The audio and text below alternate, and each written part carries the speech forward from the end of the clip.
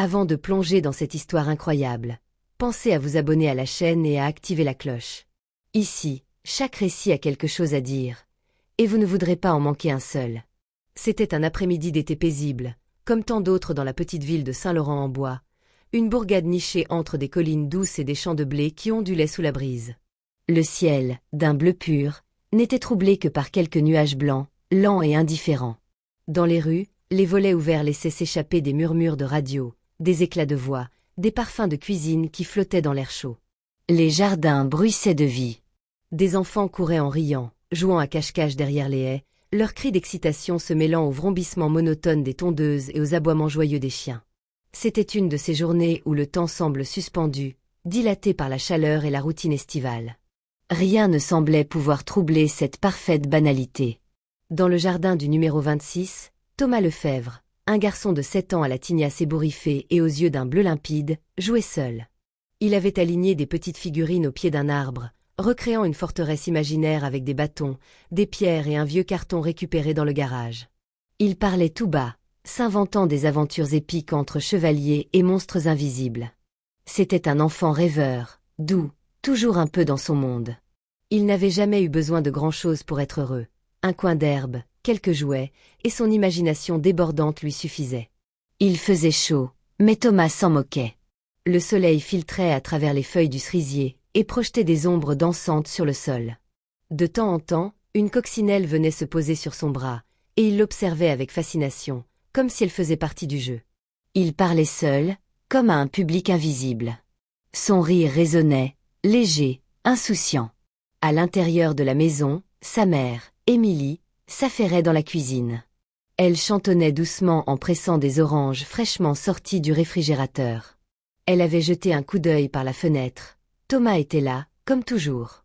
Elle avait souri, rassurée par cette image familière, son petit garçon perdu dans ses jeux. Dans l'allée, son mari, Julien, un homme aux mains solides et au visage fatigué mais serein, remplaçait une vieille gouttière rouillée. Il pestait doucement contre une vis récalcitrante, s'essuya le front, puis tourna brièvement les yeux vers le jardin. Un regard rapide. Thomas jouait, concentré, le dos tourné. Quelques minutes à peine. Le temps de verser le jus dans un verre, de refermer le frigo. Le temps pour Julien de ranger son tournevis dans la caisse à outils. Un souffle de vent fit claquer doucement le portail. Rien d'inquiétant. Le quotidien. L'invisible danse des choses banales. Mais quand Émilie ressortit sur la terrasse, verre à la main, elle fronça les sourcils. « Thomas » appela-t-elle d'une voix douce. Pas de réponse. Elle s'avança un peu, plissa les yeux. Le jardin semblait paisible. Le carton était là, les figurines éparpillées. Mais pas d'enfant. « Thomas » répéta-t-elle, plus fort cette fois. Le silence lui répondit, épais, étrange. « Julien leva la tête. » Il lâcha sa boîte à outils et s'avança à son tour. Ils fouillèrent du regard le jardin, contournèrent les massifs, appelèrent encore. D'abord avec agacement, puis avec anxiété, puis avec une peur froide, irrationnelle, qui s'insinua dans leur poitrine. Le ballon jaune était là, coincé contre la clôture. Sa petite casquette bleue aussi, posée sur la branche basse du cerisier. Mais Thomas, lui, avait disparu. Sans bruit. Sans trace. Pas un cri. Pas de course. Juste, elle est absente. Les recherches commencèrent immédiatement. Dans les minutes qui suivirent l'appel paniqué d'Émilie au secours, la petite rue tranquille de Saint-Laurent-en-Bois se transforma en scène d'urgence. Les gyrophares colorèrent les murs blancs des maisons, des voix graves donnèrent des ordres à la radio, et les premières battues s'organisèrent à la hâte. La police arriva rapidement. 2 voitures d'abord, puis une fourgonnette avec des chiens pisteurs. Ils prirent des notes, interrogèrent les parents, demandèrent des vêtements de Thomas pour les flairer. Julien leur tendit une petite chemise à rayures qu'il avait trouvée sur le panier à linge avec des doigts tremblants. Émilie, pétrifiée, répétait la même phrase. Il était là, il était juste là, je lui ai préparé un jus d'orange. Les voisins ouvrirent leurs portes, solidaires mais incrédules. On fouilla les jardins, les garages, les abris de jardin. Une femme du bout de la rue dit avoir entendu un bruit de voiture, ou peut-être une porte qui claque, mais elle n'était plus sûre. D'autres secouaient la tête, muets, consterné. Le nom de Thomas courait de bouche en bouche, devenant un souffle douloureux dans la chaleur étouffante de l'après-midi. Les bois furent ratissés. Les gendarmes, les pompiers, des bénévoles, des gens qui connaissaient à peine la famille, s'armèrent de lampes, de bâtons et de cartes topographiques. Les sentiers furent arpentés en ligne droite méthodique, les rivières à proximité inspectées avec soin, les regards fouillant sous chaque souche, chaque recoin d'ombre. Des drones furent même déployés au bout de 2 jours, dans l'espoir de repérer quelque chose depuis les airs. Les caméras de surveillance furent analysées, celles des maisons, des commerces du centre-ville, de la petite supérette. Pas d'image de Thomas franchissant le portail. Pas de silhouette suspecte. Rien. Pas un cri. Pas une course. Pas un objet laissé sur le chemin. C'était comme si la terre elle-même avait avalé l'enfant. Les jours passèrent. Puis les semaines. Les avis de recherche restèrent collés sur les vitrines, puis jaunirent. La photo de Thomas, un petit sourire, les yeux curieux, passait à la télévision locale, puis à peine évoquée sur les chaînes nationales. Des hypothèses surgirent, toutes aussi stériles les unes que les autres. Enlèvement, fugue improbable, accident caché. Mais Julien, lui, ne pouvait pas abandonner. Au début, il faisait tout avec la police. Il suivait les battus, proposait des pistes, relisait les rapports. Puis il réalisa que le monde, doucement, reprenait son cours. Et lui, il en était exclu. Alors il arrêta de travailler. Il vendit sa camionnette. Il coupa son téléphone. Il marchait, chaque jour, des heures durant, dans les bois, le long des routes, les yeux fixés sur le sol, scrutant chaque brindille, chaque pierre retournée. Il parlait parfois seul. Il murmurait le nom de Thomas, comme pour maintenir un fil invisible entre eux. Il ne vivait plus, il cherchait. Émilie, elle, s'éteignait à petit feu. Elle restait à la maison, assise des heures sur le lit de Thomas, qu'elle n'avait jamais défait. Elle repliait encore ses vêtements, gardait son assiette préférée, refusait de ranger ses jouets. Elle perdait du poids, parlait peu. Chaque bruit à la porte, chaque appel inconnu ravivait un espoir déchirant, aussitôt anéanti. La maison, jadis pleine de vie et de rire, devint un mausolée figé dans le silence. L'air y était lourd, presque sacré. Les photos de famille semblaient des témoins muets d'une époque révolue. Même les murs semblaient s'être tus. Et puis il y avait Gérard Malvoisin. Le voisin d'en face. Un vieil homme aux cheveux gris, au regard fuyant, au dos légèrement voûté. Il vivait seul dans une grande maison de pierre aux volets souvent clos. Pas de famille, pas de visiteurs. Les enfants du quartier le craignaient un peu. Il ne disait pas bonjour, ne souriait jamais. Il avait ce genre de présence qui mettait mal à l'aise sans que l'on sache pourquoi. Et surtout, il avait construit un nouveau chenil, quelques jours après la disparition de Thomas. Un bloc de béton, austère, aux grilles épaisses. Son chien, un molosse nerveux et bruyant, y aboyait jour et nuit, comme s'il gardait un secret. Le chantier avait été rapide, discret, presque trop. Julien, rongé par l'angoisse, avait posé des questions. Pourquoi un chenil tout neuf, Gérard? L'homme avait haussé les épaules, l'air détaché. Le chien devenait trop agressif. Il menaçait les enfants. J'ai renforcé la sécurité, voilà tout. La police fut prévenue. Ils vinrent, interpellés par la coïncidence troublante. Ils inspectèrent le terrain. L'homme se montra coopératif, calme, presque trop. Le chenil était vide ce jour-là, le sol de béton sec et propre. Pas d'odeur, pas de taches suspectes. Aucune preuve. Aucun droit de creuser. Julien insista. L'inspecteur hocha tristement la tête. Sans mandat, sans indice concret, on ne peut rien faire. Et Gérard continua sa vie, en retrait. Mais jamais hors des regards. Julien l'observait à travers les rideaux, notait ses allées et venues. Il repassait la scène 1000 fois dans sa tête. La place du chenil. Le regard du vieil homme. La tranquillité presque insultante qu'il affichait. Quelque chose ne collait pas. Et pendant 8 longues années, cette certitude ne le quitta plus. Les mois devinrent des années. Les saisons se succédèrent comme des soupirs, effaçant peu à peu les traces visibles de l'agitation passée, mais creusant plus profondément encore les sillons de l'absence. Saint-Laurent-en-Bois, qui s'était figé de stupeur lors de la disparition, reprit lentement son rythme provincial. Les enfants grandirent, Les commerces changèrent de main, les souvenirs s'estompèrent. Mais pas chez les Lefebvre. Émilie quitta la maison au bout de 3 ans. Ce n'était pas une rupture amère, ni une fuite lâche. C'était une survie, une nécessité. Elle n'en pouvait plus de croiser les jouets de Thomas, ses dessins fanés encore accrochés au frigo, les chaussures qu'il n'avait jamais remises. Chaque pièce de la maison résonnait comme une tombe ouverte. « Je n'arrive plus à respirer ici, Julien. Je t'aime, mais je meurs un peu plus chaque jour. » Elle partit vivre chez sa sœur, puis ailleurs. Elle continua un temps à voir Julien, à l'accompagner pour les veillées, à répondre aux journalistes. Puis un jour, elle ne vint plus. Elle ne répondit plus. Elle avait décidé de tourner une page, ou du moins de ne plus la regarder. Julien resta. Comme une sentinelle fidèle, comme un homme qui refuse l'oubli. La maison ne changea pas. Pas un meuble déplacé. Pas une trace effacée. Le jardin, lui non plus, ne fut jamais entretenu. L'herbe poussa, haute, indisciplinée, comme une nature qui réclame ses droits. Mais au milieu des orties et des pissenlits, le ballon de Thomas restait là, à demi enseveli, recouvert de mousse, vestige poignant d'un jeu interrompu. Chaque année, à la date de la disparition le 18 juin, Julien collait de nouvelles affiches, avec la même photo, les mêmes mots, les mêmes appels au témoignage. Il imprimait des tracts à ses frais, les distribuait dans les gares, sur les parkings, les arrêts bus. Il organisait des veillées à la bougie dans son propre jardin, seul parfois, avec 2 ou 3 voisins compatissants d'autrefois.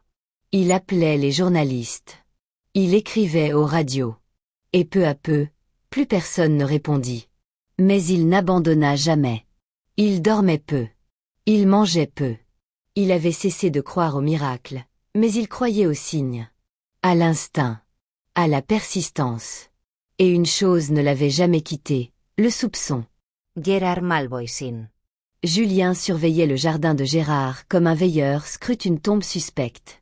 Il s'était installé à la fenêtre de l'étage, un vieux téléobjectif hérité de son père vissé sur un trépied. Il prenait des photos, notait les heures d'entrée et de sortie. Il connaissait le rythme de Gérard mieux que le sien propre, les jours où il faisait ses courses, la durée de ses promenades, les pauses sur sa terrasse. Il avait un carnet, un épais cahier noir où il annotait tout, minutieusement. Les pages étaient datées, numérotées. Il les appelait son registre d'ombre. Mais ce n'était pas tout. Certaines choses le dérangeaient profondément. D'abord, le chien. Le molosse de Gérard, un berger noir aux yeux jaunes, était connu pour sa férocité. Il aboyait dès qu'un inconnu approchait. Et pourtant, jamais la nuit. Pas un seul aboiement nocturne. Comme s'il obéissait à un autre rythme. Ou comme s'il descendait sous terre, parfois. Puis il y avait cette odeur étrange. Julien avait commencé à la remarquer au fil des ans, toujours à la même période, le printemps. Une odeur lourde, âcre, presque métallique, portée par le vent du matin. Pas celle de la terre humide, ni des engrais. Non. Une odeur de rouille et de cendre, fugace mais persistante, qui planait comme une présence. Et surtout, la lumière. Julien l'avait vue pour la première fois un soir d'hiver, vers 3 heures du matin. Un talot discret, bleuté, filtrant sous la base du chenil. Il pensa d'abord à une lampe oubliée. Mais il revit ce phénomène. Encore et encore. Toujours la nuit. Jamais longtemps. Une lumière sous la terre, brièvement. Comme un souffle. Julien prit des photos. Des dizaines. Des vidéos floues avec son vieux téléphone. Il montra tout cela aux autorités. Mais cela ne prouvait rien, selon eux. Gérard avait tout à fait le droit de faire des installations souterraines sur son terrain. Peut-être une cave à vin. Peut-être un système de chauffage. Personne ne voulait voir ce que Julien voyait. Alors il décida de continuer seul. Il installa un micro directionnel derrière sa clôture. Il capta des sons étranges, distordus mais jamais rien d'identifiable. Il creusa un peu dans ses propres souvenirs, questionna des anciens voisins, chercha des articles sur Gérard. Rien de vraiment concret. Mais un sentiment, tenace, impossible à étouffer. Il y avait quelque chose sous ce chenil. Quelque chose que le vieil homme cachait. Et Julien le savait. Au plus profond de lui, il le savait. Il ne s'agissait plus seulement de suspicion.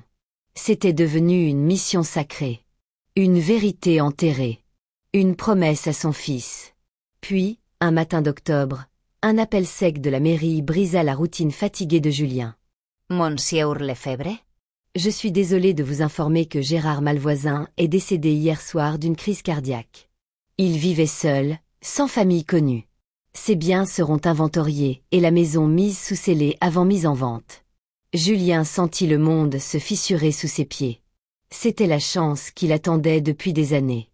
Cette nuit-là, quand les ombres étiraient leurs doigts sur Saint-Laurent-en-Bois, Julien s'introduisit furtivement dans le jardin de Gérard. Le cœur battant à tout rompre, il sentait une étrange chaleur mêlée à l'angoisse qui lui nouait la gorge. Le chenil se dressait là, sinistre vestige d'un secret gardé des décennies. Malgré les intempéries, malgré l'abandon, il tenait debout, massif, menaçant.